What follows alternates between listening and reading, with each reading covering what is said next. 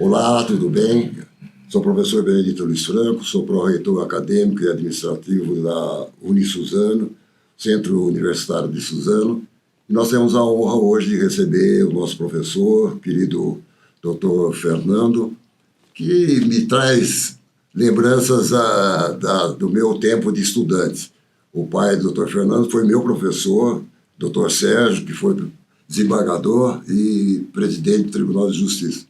Eu gostaria de passar agora a palavra ao meu colega, o Dr. Renato, para fazer a sua apresentação. Olá, meu nome é Renato Figueiredo, hoje eu estou diretor da Faculdade de São Paulo, atual presidente da OAB Diadema. Estamos aqui com o nosso juiz, o magistrado da 14ª Vara Criminal da Barra Funda, Dr. Fernando Conceição. Dr. Fernando é professor, além de magistrado, é professor do nosso grupo da Uniesp, ministra aula de Direito Penal, é isso, professor? E Processo Penal. Direito Penal e Processo Penal na Faculdade de Suzano e participa também dos nossos projetos dentro do Grupo Uniesp. Doutor Fernando, muitos alunos eles nos questionam. Primeiro, uma honra recebê-lo aqui em nossa faculdade, em nosso grupo. É sempre um prazer nós estarmos conversando com o magistrado, até porque a magistratura e todas as carreiras jurídicas, mas em especial a magistratura, enche os olhos dos jovens que estão aí buscando o ingresso na faculdade, em especial no curso de Direito. Então é uma honra recebê-lo aqui em nosso grupo, em nossa Uniesp, em nome do Dr. Fernando, nosso presidente, em nome da professora Cláudia, agradecemos demais o tempo que o senhor está nos emprestando. Dr. Fernando, é muito comum o aluno da faculdade ele busca a graduação pautado e focado nas nossas carreiras jurídicas. Em regra geral, eles fazem ali aqueles simulados para ver qual a profissão que querem seguir, e aí quando se depara com direito, eles vêm para a faculdade. Qual é o maior questionamento do nosso aluno? O operador do direito, ele terá mercado neste mundo, nesta nova era? O que o magistrado entende de tecnologia, inteligência artificial? Primeira pergunta, o direito vai acabar? Primeiramente, eu gostaria de agradecer a oportunidade de estar aqui na presença do Dr. Renato, agradecer também o professor Franco. É sempre um prazer enorme sentar com amigos para a gente discutir e conversar um pouquinho sobre direito. Eu sempre falo com os meus alunos no primeiro dia de aula. O aluno que opta por fazer o curso do direito, ao final desse curso, ele vai ter 3 possibilidades. A primeira, ser advogado, e para isso ele vai ter que ser aprovado no exame da OAB, um exame dificílimo. A segunda opção é o magistério. Sim, o curso de direito possibilita que você dê aula. Eu gosto de ser professor, eu quero lecionar. Fazendo o curso de direito, você também tem essa opção. E a terceira opção são as carreiras jurídicas, concurso público. E aí você tem em cada uma das 26 unidades da federação, mais o Distrito Federal, uma dezena de concursos públicos. Juiz estadual, federal, promotor estadual, defensoria pública, procurador do município, procurador do estado, advogado de autarquia e por aí vai.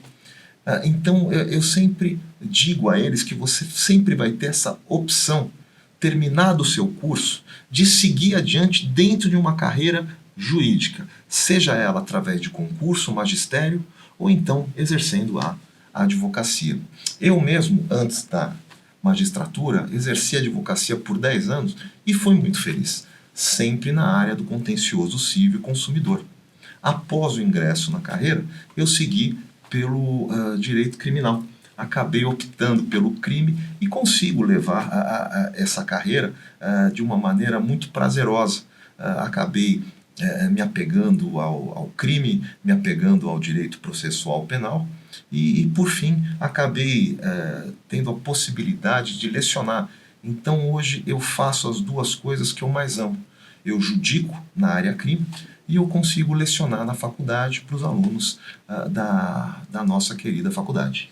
E isso é muito bacana, porque o Dr. Fernando estava nos conversando aqui antes dessa entrevista, dessa conversa, desse bate-papo, né? e ele me dizia que ele advogou por 10 anos. E eu até brinquei, então o senhor conhece todas as dificuldades em que a advocacia passa, mas são dificuldades bacanas que vêm para o crescimento, né, doutor Fernando? Doutor Renato, já vi muita cara feia de juiz. Já me deparei com situações que eu precisava de uma liminar, uma antecipação de tutela. O juiz que me recebia não olhava na minha cara e eu sempre via aquilo e falava, não, um dia que eu estiver sentado ali eu vou tratar de forma diferente. Então eu recebo todo mundo, converso. A gente tem que entender que se o advogado, o estagiário procura o fórum, vai despachar com o juiz, ele não está lá para, desculpa a expressão, encher o saco do magistrado. Ele está com um problema real que precisa ser resolvido. E muitas vezes vai resolver concedendo aquela antecipação de tutela. Claro, e muitas vezes você vai indeferir de forma fundamentada para que ele entenda o que está faltando ou se realmente não é o caso de acolher aquele pedido.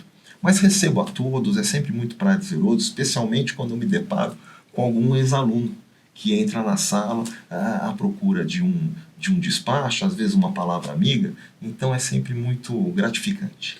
E é bacana porque o Grupo Uniesp ele formou muitos bacharéis em direitos que se tornaram advogados, operadores do direito, professores, magistrados, procuradores. E, doutor Fernando, muitos alunos eles nos perguntam o seguinte: tecnologia, inteligência artificial versus operação do direito. A profissão do operador do direito como um todo, né, dentro desses 3 pilares das carreiras. O doutor acha que vai acabar por conta da inteligência artificial que está chegando aí muito forte, ChatGPT e outras mais?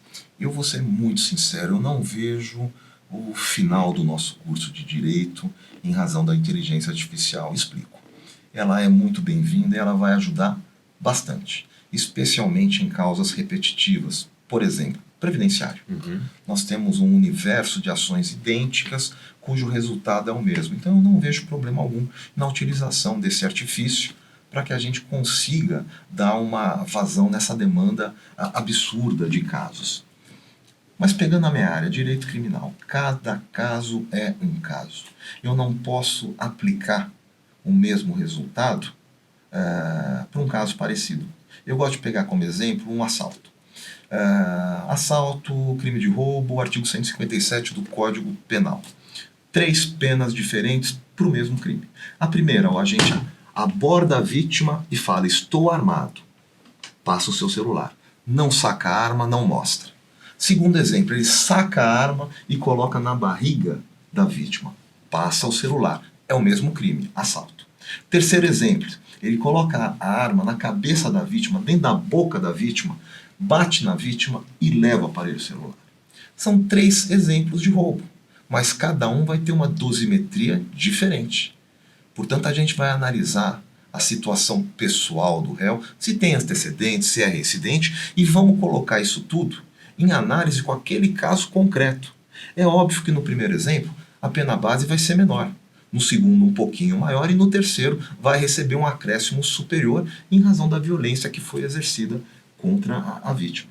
Então, respondendo à sua pergunta, na área do direito criminal eu não vejo como a utilização do artifício da inteligência artificial vai acabar com as demandas. Pelo contrário, ela vem para ajudar também, mas cada caso é um caso. Se a gente não analisar aquele caso concreto de maneira detalhada, examinando todas as provas, seja do inquérito, seja da fase da ação penal, a gente não vai conseguir dar a sentença adequada, seja de absolvição ou de condenação.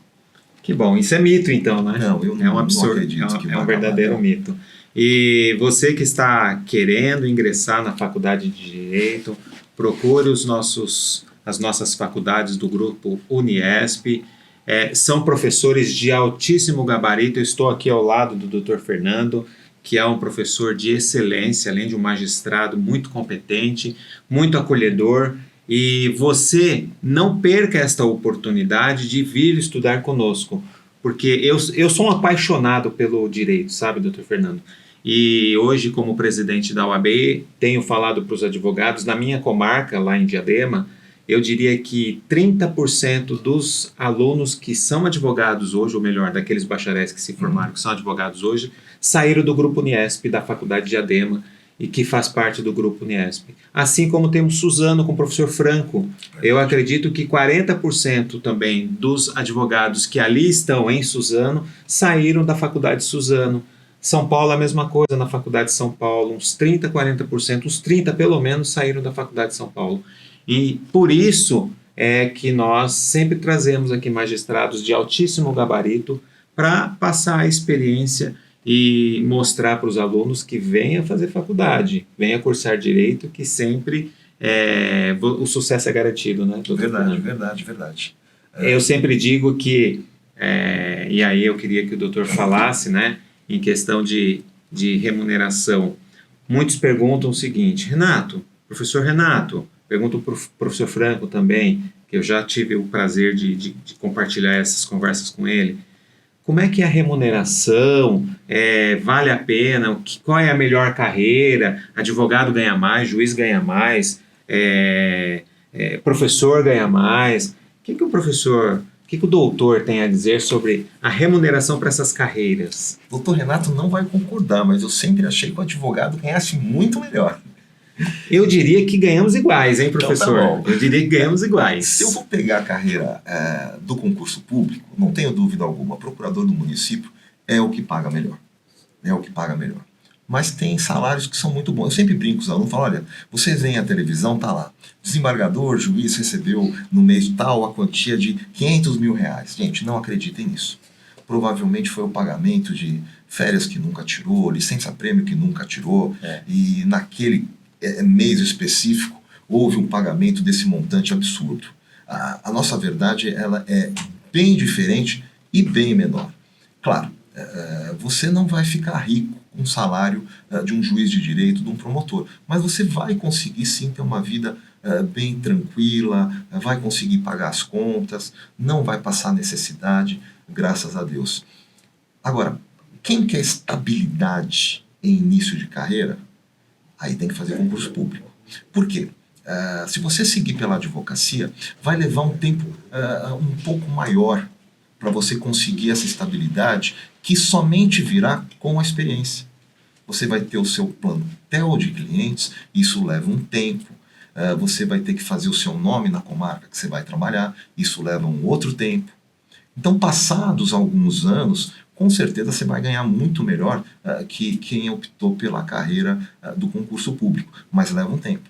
E esse imediatismo, poxa, eu não quero esperar até lá.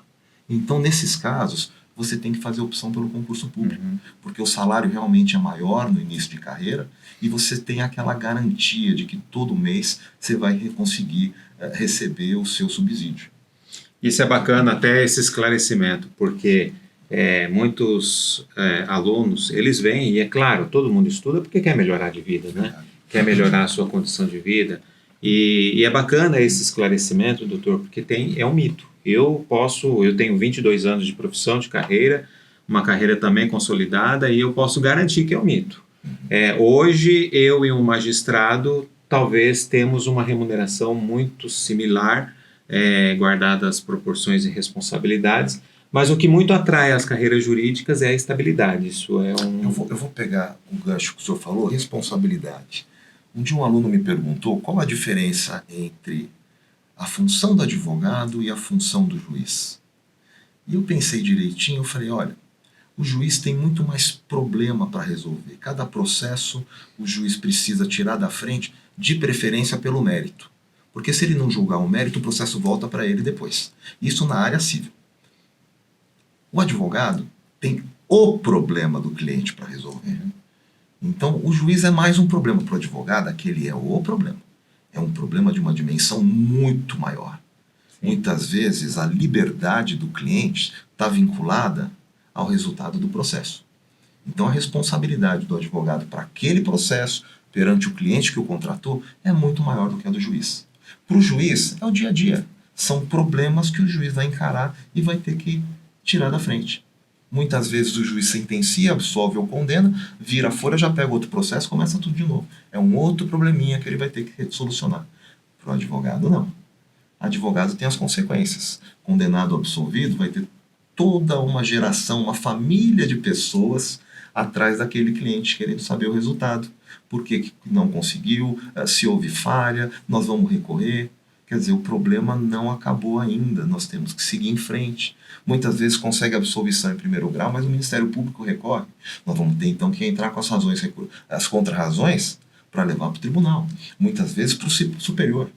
Então é um problema que você não vê data para acabar.